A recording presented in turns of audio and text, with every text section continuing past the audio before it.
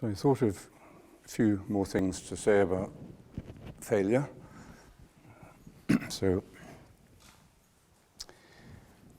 behind this really is an interesting question, maybe the most important question around the whole theme, which is, was Jesus a failure or a success?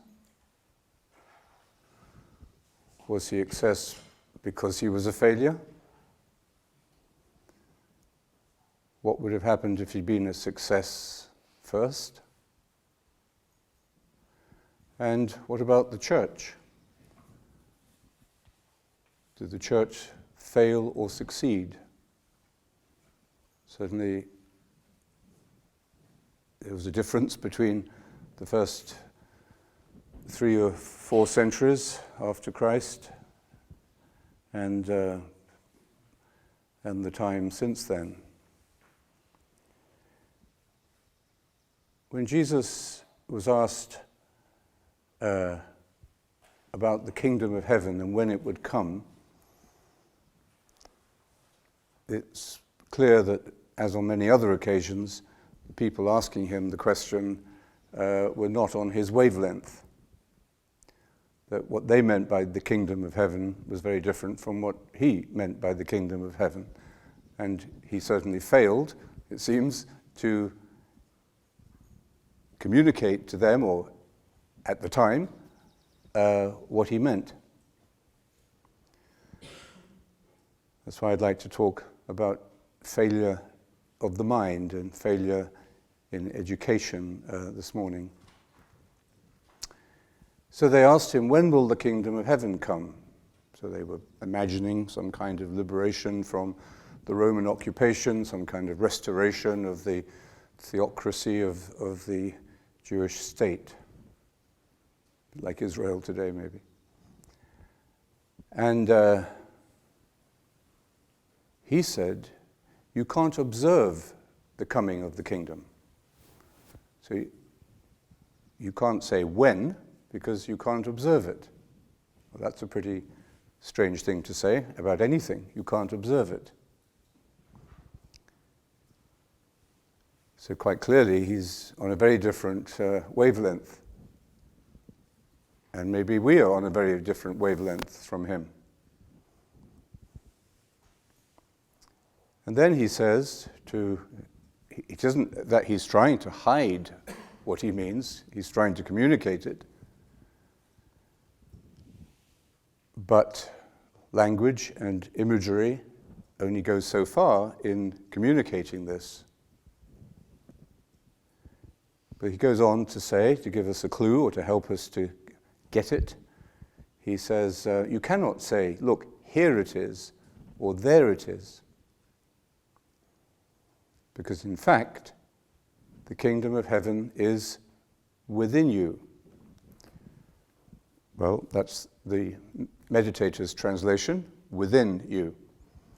But the social activist's translation, which is equally valid, is in your midst.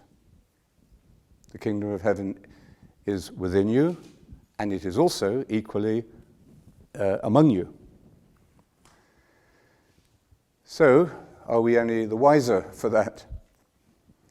Well, we're certainly wiser in the sense that we may have understood that the previous idea we had about the kingdom of heaven, that it's something that's going to come at a certain time, and we're going to be able to see it and measure it and remember it and record it, that understanding is fallacious. It is a failure. So we may not know what the right answer is, but we may be coming to the conclusion that the idea of a right answer is wrong. Anyway, so let's just go back to watching television. So how do we get our minds around this? Well, I said yesterday that human beings are very familiar with failure. There's nobody, I think, who, honestly speaking, can say they haven't failed at something. Some people would even say or feel that their lives have been a failure. On bad days anyway, they might think that. So we seem to be very familiar with failure, maybe because we're set up for failure. We are inevitably going to fail.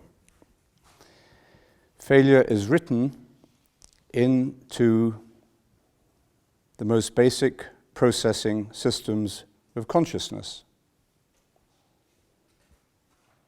It's such a deep issue, as I said yesterday, that some very fundamental meanings will depend upon it. How we see ourselves, how we see our lives, how we see our relationships, how we see meaning itself. The reason I say that failure is written into our processing, into our life awareness, is perhaps because of the brain, the structure of our brain, and the two hemispheres of the brain.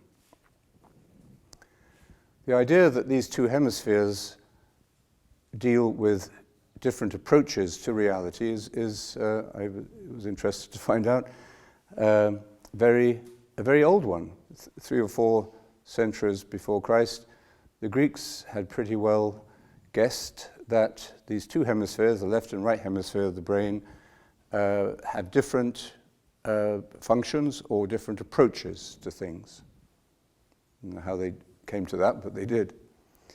And as we know, the left hemisphere of the brain is the more rational one, more analytical, interested in measurement, interested in language, interested in definition, sees things from a practical point of view.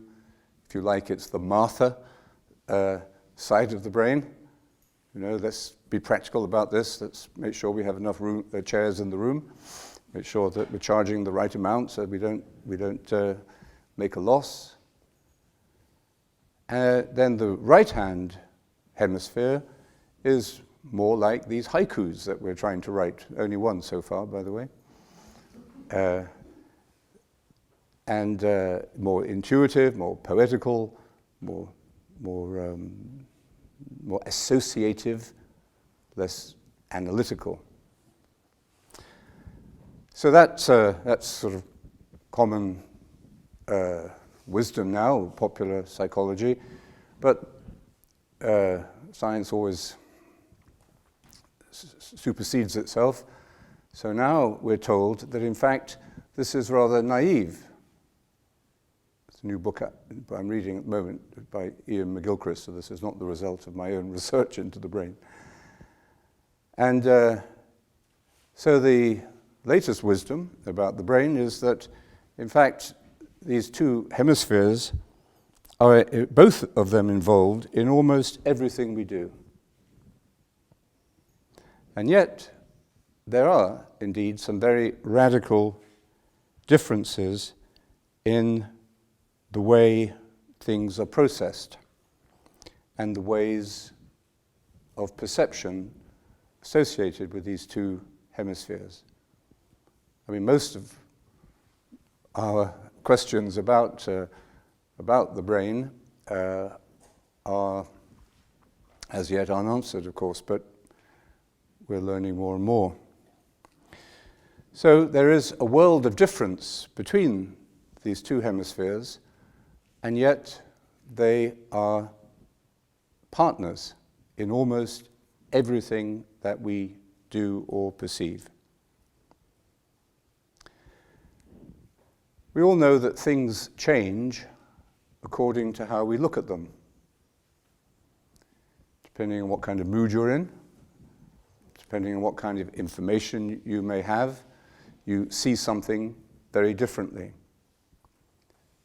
The mind, in a way, creates the world we live in. William James said, reality is where we place our attention. I'll come back to this very key issue of attention in a minute. So, things change according to the way we look at them, and we have different kinds of attention. And these two hemispheres give different kinds of attention to the same thing, to the world. They coexist. They seem to be so different, it would be surprising if there wasn't some conflict there, some tension, some friction between them.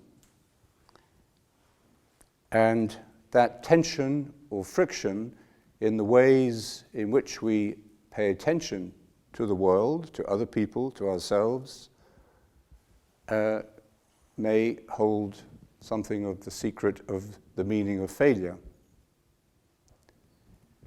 After all, we have all been able to look back on failures in our past and said, I learnt from that.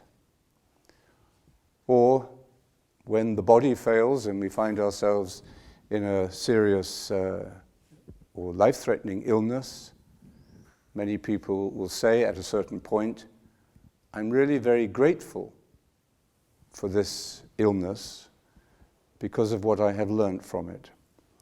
And if you're listening to this, you shiver a little bit because you say, oh my God, does that mean that's how what I'm going to have to go through in order to get to this place of wisdom and peace that this person is in? But they will say, of course, I would much rather not, I would never have chosen this.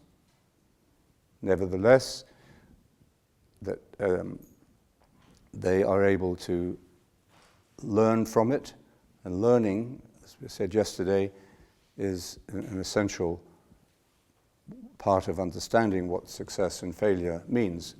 We will inevitably fail if we start learning something. And as we are set up to learn from the moment of our conception or of our birth, we're always learning. So we are inevitably going to fail. But how we pay attention to the failure is going to determine our final judgment of it, or our final meaning that we give to it. One of the difficulties here, or one of the interesting things here, is language and thought. Language often conceals the truth. Language coming from the left hemisphere, and the rational, analytical, constructive thought associated with it.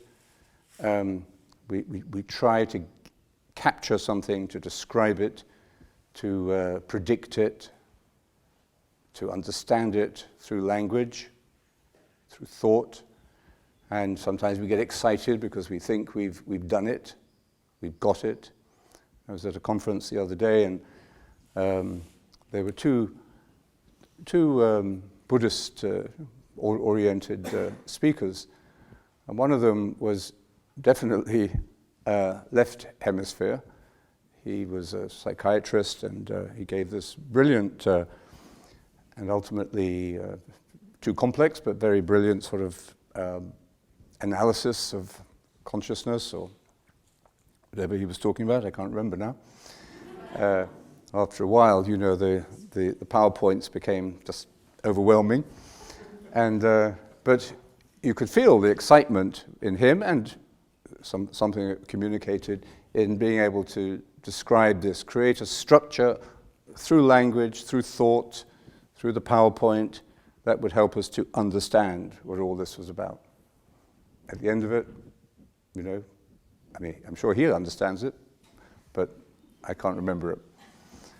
Then there was another speaker, very right brain person, very laid back, spent most of the talk in little meditation exercises, and creating a very different mood, a very different way of perception, a very different way of being in the group. Certainly easier, and he got a bigger round of applause than the other one. But, and both of them sincerely and trying to communicate and to find the truth. It wasn't as that they felt that they had the answer and they were finding ways of communicating it, but that they were themselves explorers of the truth. And we'll come back to this very important question about the nature of truth, because our whole understanding of failure or success must depend upon what we mean by truth, and whether truth is experiential or not. Anyway, we know that we can look at things very differently, respond to things, and describe things according to which hemisphere of the brain we happen to be maybe predisposed to, or that we have developed certain habits with. I mean, whether some people are, it seems as if they are more oriented towards one hemisphere than the other. That isn't 100% certain, but certainly we probably develop temperamentally in terms of our personality, in terms of how we like to communicate, how we feel comfortable. We tend to veer towards one or the other as a matter of habit. But either way, we will discover conflict or differences, and where there are differences, there are very quickly divisions set up between will and desire, what we want, and what we actually want to want. St. Paul describes this in the letter to the Romans, in a moment of great insight when he said he understood sin to be this interior division within himself, that what he wanted was not what he wanted to want, and so he found himself doing things that he didn't want to do. Intention and action, what I start to do, intend to do, but then very quickly, like on the 2nd of January, all our good resolutions collapse. Science and religion, very different approaches, different languages, different metaphors. And art and administration. A world without art or music would be a very dull world, but a world where you only had artists and you didn't have good administrators would be a very confused and chaotic world.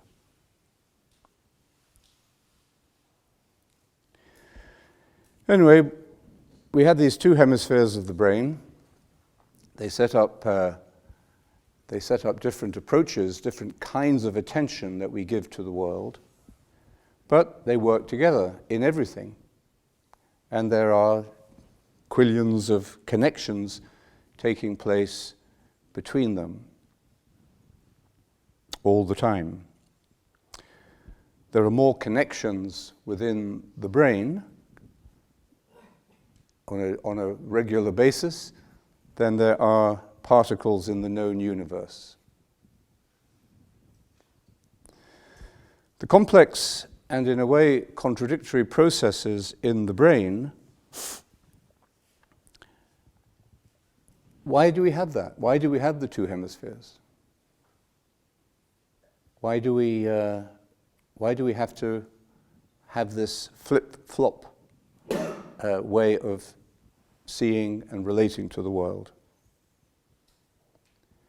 Full of contradictory processes at times, a system of opponent processes is how the scientists call it. And they say, well, perhaps this is what enables us to make very subtle responses to complex situations. So we need this duality, it's a key word, of course, duality. We need that in relationship in order to make the best accommodation to the complex world that we live in, and maybe even to our own complex emotions and ideas. So maybe there is a purpose in this, but that's certainly how we are. We are divided consciousnesses. And yet, we also have a fundamental unity, which makes it even more complex. We are both divided and one. What does simple mean in that case? What is simplicity? If simplicity means unity,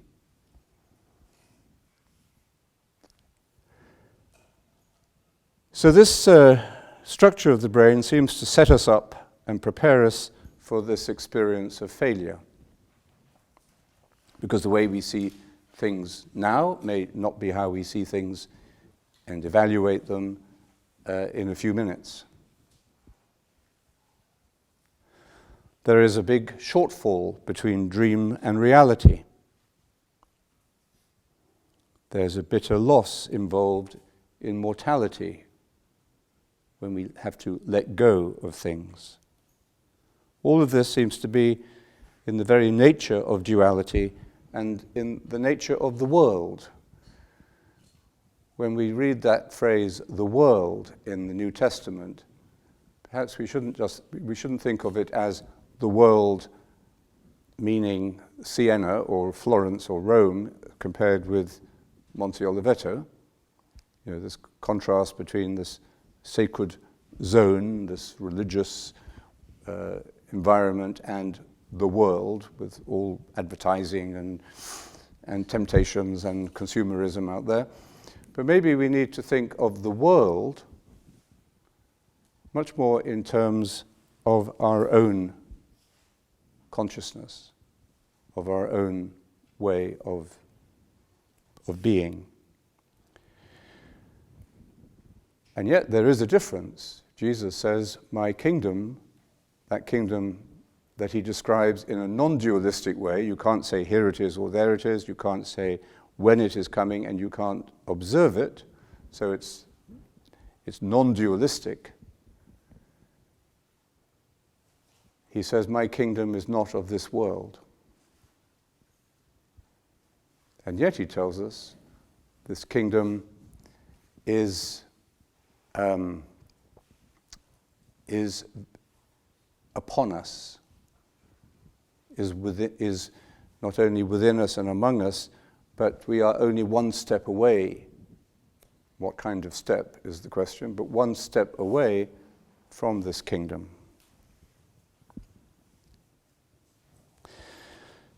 So I think failure is a very interesting and necessary experience for us to explore. We should begin by exploring the meaning of the sensation of failure. What do we feel when we fail? Then we may be able to see what failure has to teach us, and even to see failure as a gift. Just before we take our little walk, let me leave you with another haiku from Basho, this 16th century Japanese haiku master. Actually, it's only 2 lines, so he wasn't such a master after all. Last year, a foolish monk. This year, no change.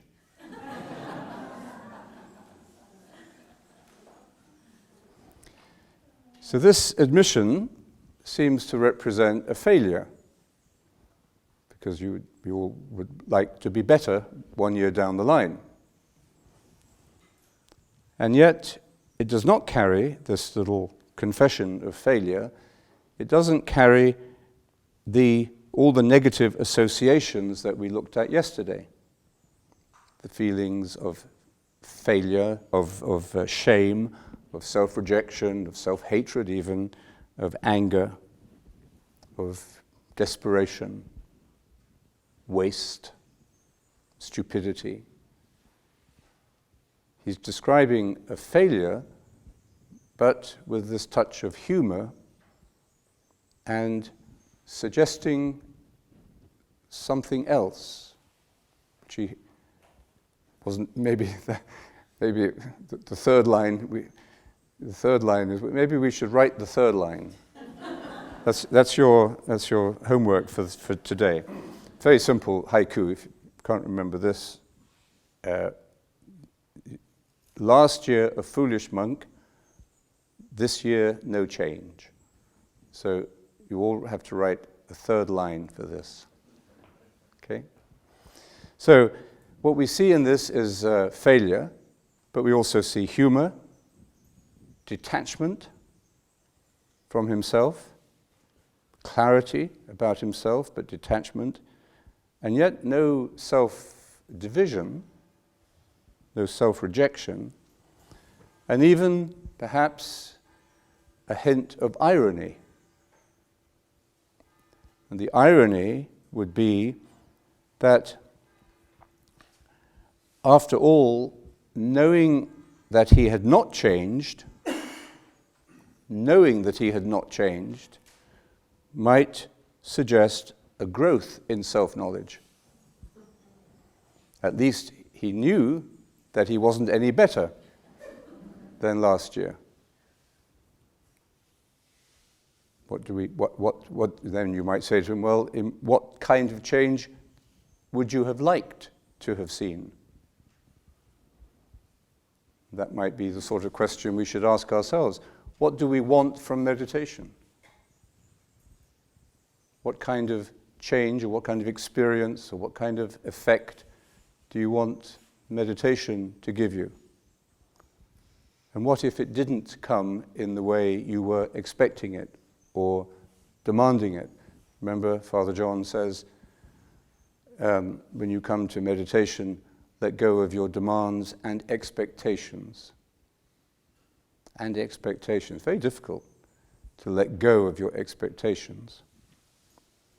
Anyway, maybe this is what is being hinted at here, that there may be a growth in self-knowledge, but maybe he's still addicted to sake, or eats too many noodles, or has other problems.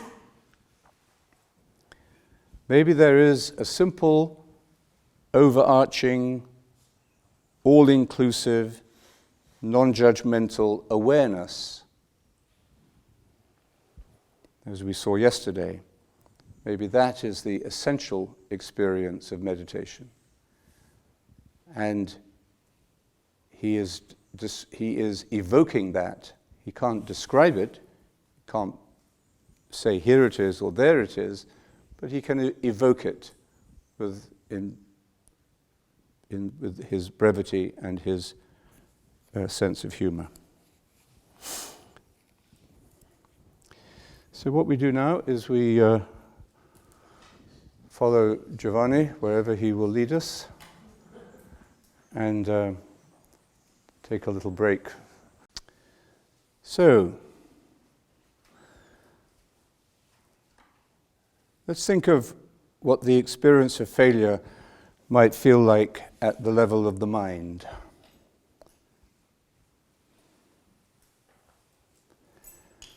We have a habit formed in modern consciousness of measuring success, outcomes, results. We're subordinated to our systems in pretty well every kind of activity, whether it's meditation or even meditation, whether it's education or business or education.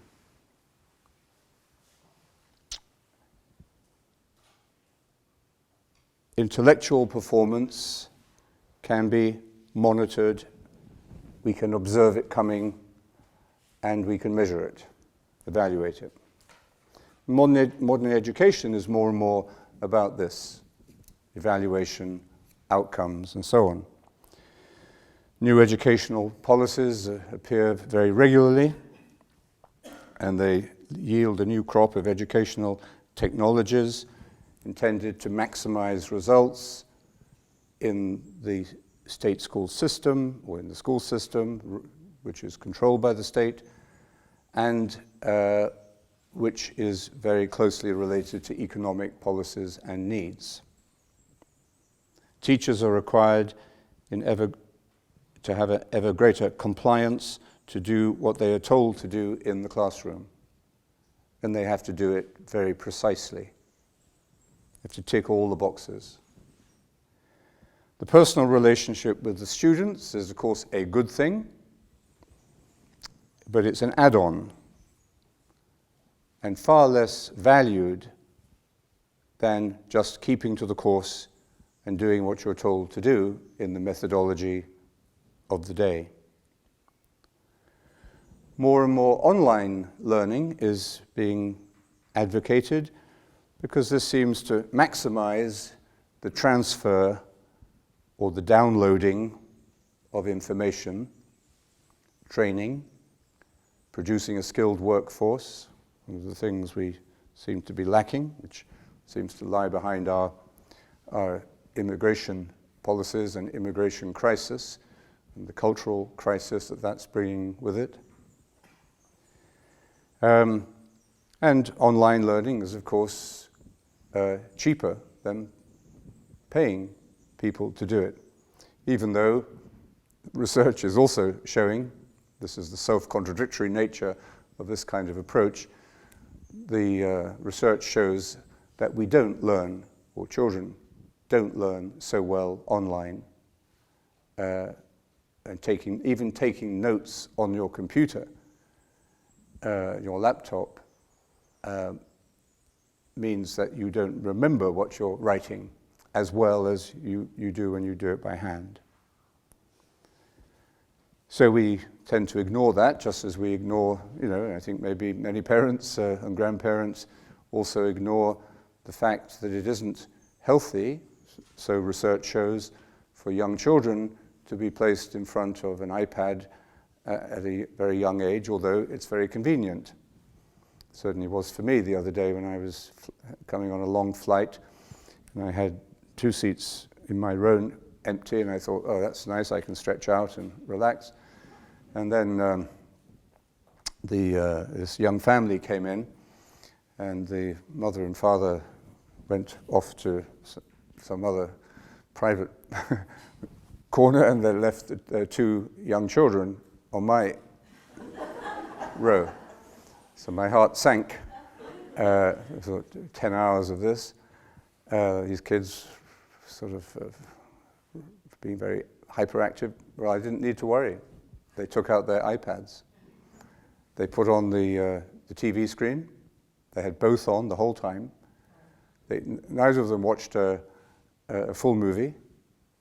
But they were in total control of the technology, or the technology was in total control of them. But anyway, from my point of view, it was a great blessing. But all the evidence is that it wasn't very good for them to spend all those hours, and it was an even stronger attraction than the food. When the food came, they weren't interested in the food. They were so absorbed in their games or things that they were doing on their iPads. Anyway, despite that research, we continue with the metrics of education, and we minimize the human. Because we think this is maybe minimizing the human error involved in the humanity of the teacher and the teacher-student relationship. The fact that neither teachers nor students really seem to enjoy this doesn't matter. And yet, it does matter, because joy and pleasure are essential for the learning process. If you don't enjoy what you're learning, you're not going to learn it willingly or well.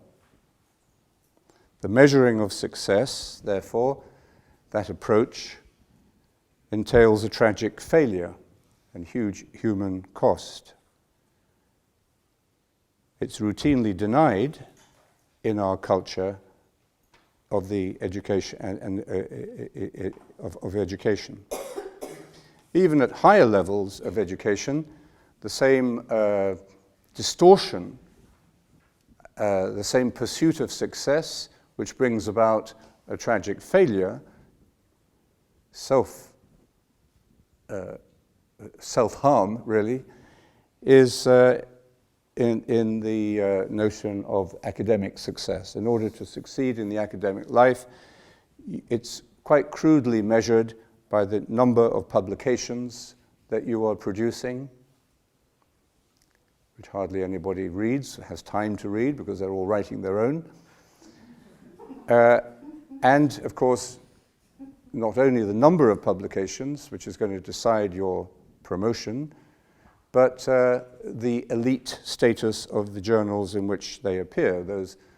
That elite status changes quite regularly. You have to have your ear to the ground to know what is the right journal to get yourself published in.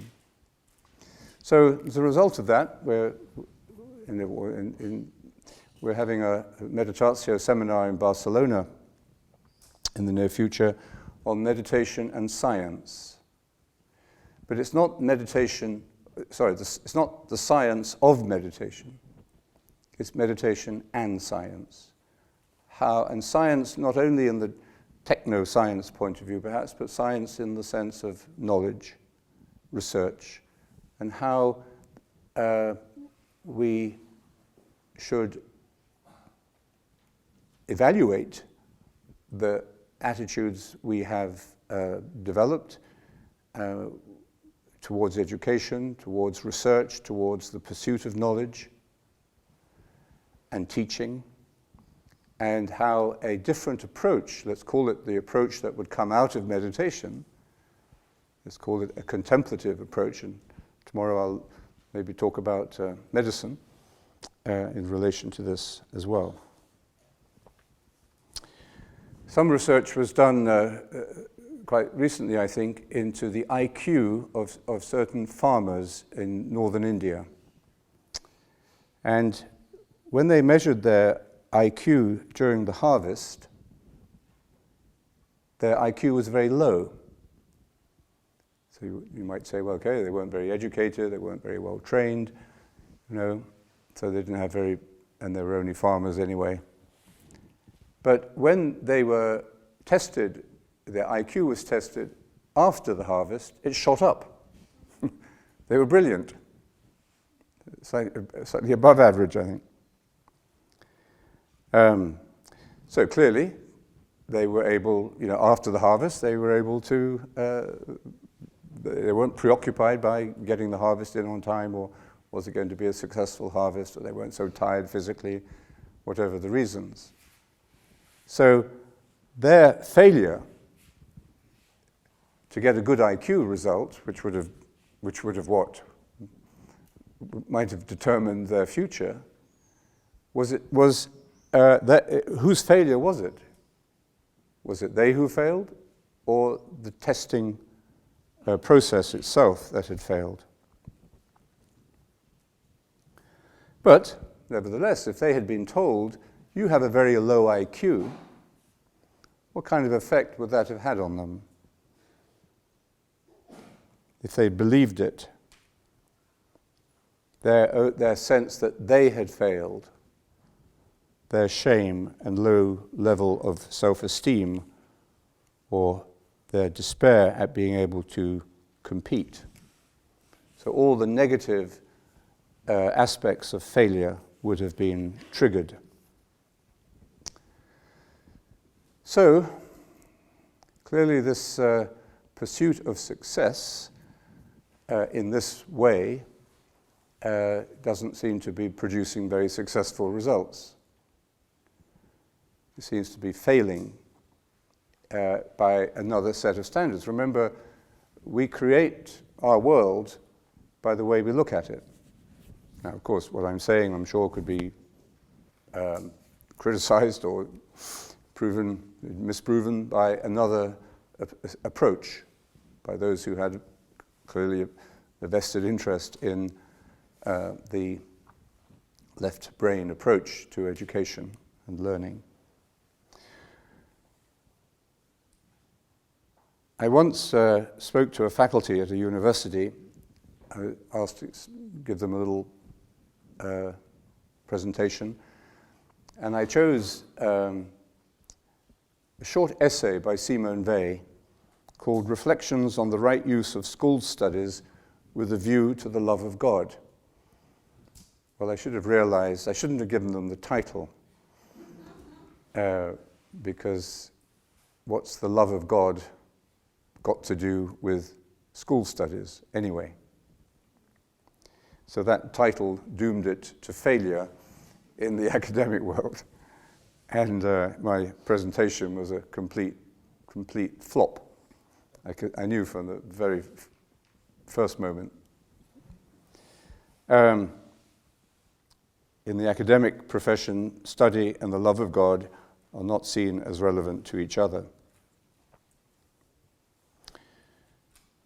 Jean Leclerc, great Benedictine monk and scholar, medievalist, wrote a wonderful book, perhaps his greatest book, called On the Love of Learning and the Desire for God. It was a study of monastic culture between the 6th and the 12th centuries.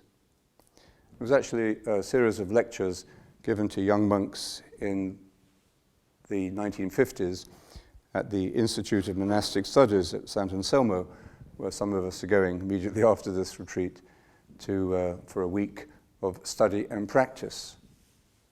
And the topic of the week is meditation in the monastic tradition. We have a number of speakers reflecting on different aspects of that.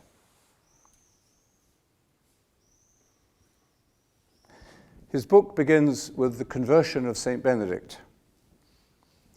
And if you look at the frescoes in the cloister, which is the life of Saint Benedict, we'll have a little guided tour later in the week. The first one is, the first one is Saint Benedict leaving home, going off to school. And he goes to school with his nurse, a nanny, and when he gets to Rome from Nursia, he's shocked by the culture there, by what he finds there, and he drops out. He abandons school, and he goes off as a very young man and becomes a monk. In those days, you found another monk and said, I want to be a monk. And he said, okay, take your jacket off and I'll give you a habit. So he put on the habit, and he went off and to the Sacre Specco, the sacred place in Subiaco, and lived in a cave as a hermit. And spent a long time there in the education of his heart, the education of his spirit. But he must have had enough education, in the ordinary sense, to have been of some use to the shepherds, because there's another little cave there which is called the Cave of the Shepherds, and it was where the local shepherds, in this rather wild place, as I said, this was where Bernardo Tolomei came in the 14th century. It was also a wild and dangerous place, even more so Subiaco. And anyway, they came, I suppose, to check him out and wandering around with their sheep. And he instructed them, he taught them in this little cave. And when you stand there, you could reflect that this is the beginning of Western education as we know it, because it was from here that then the Benedictine educational process, which was responsible for the universities and the whole process that we know began.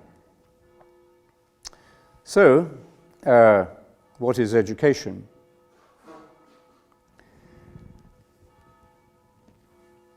If you go to a department of theology today, and there aren't that many left, they tend to be being absorbed or closed down. But if you go to a department of theology in a university and you speak about spirituality, you won't get a very good hearing on the whole. And the academic theologians see a very big divide, left and the right hemisphere almost, between theology as a respectable academic discipline, which strives for equality with other academic disciplines, and spirituality, which is what? Something subjective, personal, kind of vague, woolly, fluffy. Okay. So this split between theology and spirituality, we could say, began in the 12th century when the universities began to develop, and universities and monasteries began to specialize. So monasteries specialized in the spirituality, but were no longer centers of theological reflection or research based upon that. That was moved out. That was outsourced to the universities. So this split between, if you say the left and the right hemispheres, you might say it's a little simplistic, but that's certainly a split between the experiential, the personal, the verified knowledge that comes to us through prayer, and the academic study of it. And this was, I would think, a great failure. A failure at the deepest level of culture, and a failure within the institution of the church, which we are only maybe beginning to recover from. Something that didn't happen to the same degree anyway, certainly in the Eastern Church, the Orthodox Church, where there is only one theology, which is mystical theology. But in the Latin Church, in the Western Church, they became seriously divided.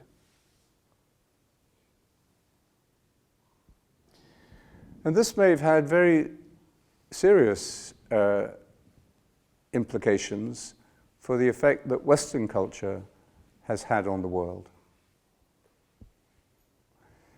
When the scientists at the end of the war were working around the clock to develop the atomic bomb, they didn't reflect at all upon what it was going to be used for.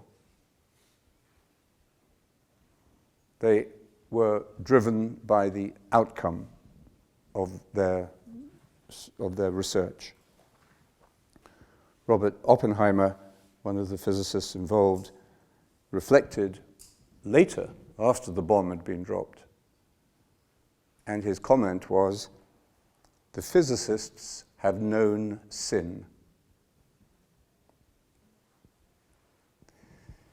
So this, clearly there are two hemispheres of the brain, there are two approaches, two ways of paying attention to reality, and neither one is not bad and the other is by contrast is not good, and they work together or should work together. If we remember what St. Paul said about sin, it's that interior division that is endemic to the human person, the human psyche, which can spin out of control. And when that division becomes too extreme, too established, too normative, then we are in trouble. And behind this is perhaps this question of truth. And we'll see tomorrow what Simone Weil what Simone Weil has to say about this. Do we see truth as an object? Something that we can observe coming? Something we can say, here it is, and there it is, and that's what the physicists working on the atomic bomb were doing exclusively, brilliantly. But is that what truth is? Clearly, when they reflected, when perhaps the other hemisphere of their brain was allowed to reflect, to pay attention to what they had done, they judged it very differently. At that moment when the bomb went off in Hiroshima and Nagasaki, they must have cheered. Just like NASA people cheer when, you know, the moon landing or that machine landed on the comet a few months ago. That cheer goes up. It works. All of this work we've done has proved successful. But if you think the dropping of a bomb is successful, there's something lacking in your perception, surely. The attention that you're giving to it is so one-sided that it cannot be seen or said to be success in any meaningful sense.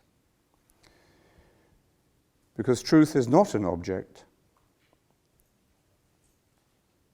It is not objective in the sense that it is something that can be manipulated and observed. It is within us and among us. It is neither here nor there, if that is what the kingdom means. But nor is it only subjective, just what I feel today. If it's okay for me, it's okay for you, I'm okay, you're okay. This crisis of morality, which is due to this over-subjectification of moral truth. Clearly there are some absolutes. There are some lines we are not meant to cross. So it isn't objective, it isn't subjective. It's not only left, it's not only right brain. Maybe the closest we can come to it is to say that it is relational.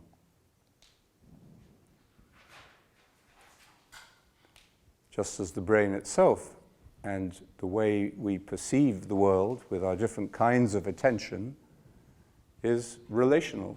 They relate to each other quillions of times every second. We'll just end with a little story from the Desert Fathers who were very simple, radically simple in their way of teaching and in what they had to teach, but amazingly relevant, I think, to these kinds of questions. There's a story in which some of the younger monks, in the tradition of the desert, they would come to see an old wise monk and they would say, "Father, give us a word," which is like saying, "Have you got anything to tell us today?" Or, "We're feeling a bit bored," or, "We're feeling a bit depressed. Can you tell us something to cheer us up?" And so the older teacher, the Amma or the Abba, would then give a little teaching. On this occasion, they came to Abba Felix and they said, "Father, give us a word." And he said, "No."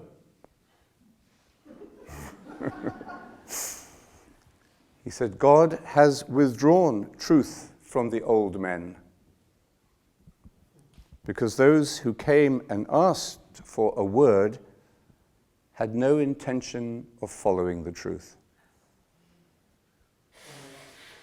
So the the flow of truth from the source of wisdom, the teacher, had dried up because there were no disciples who really wanted to live it. They only wanted to measure it. And probably sit down and say, oh, that's interesting. That's not what the other Abba said yesterday. Can we set up a workshop, or let's start a research project and see how they compare? That would be very interesting. But they weren't interested in living it. And then those young brothers realized their own intention. They realized what their own motivation was, that the lack of their own perception, the inadequacy of their own kind of attention. They were paying one kind of attention, but it wasn't enough. Then they had an awakening. The other kind of attention was awakened up by what the old man had said. And then the story ends, they groaned. And they said, pray for us, Abba Felix.